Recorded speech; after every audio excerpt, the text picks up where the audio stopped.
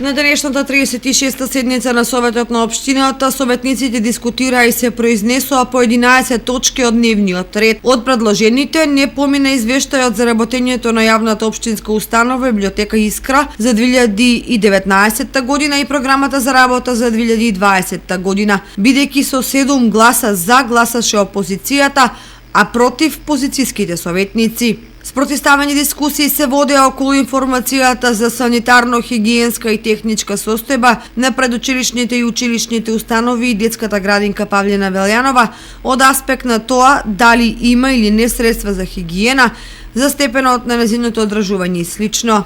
Како члени на Комисијата за здравство, каде што беше разгледана оваа точка, дискутиравме, побаравме од администрацијата, а на денешната седница да биде повикана и директорката или представник од градинката, не гледам дали има тука.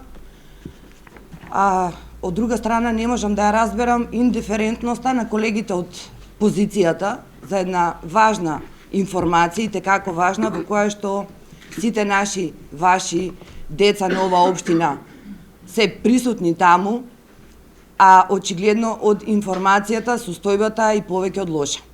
Советниците ги усвоија информациите за планот за наводнување во земјоделието за 2020 година, за малолетничка деликвенција во делот на наркоманијата и алкохолизмот, како извештаите за успехот и работењето на основните и средните училишта.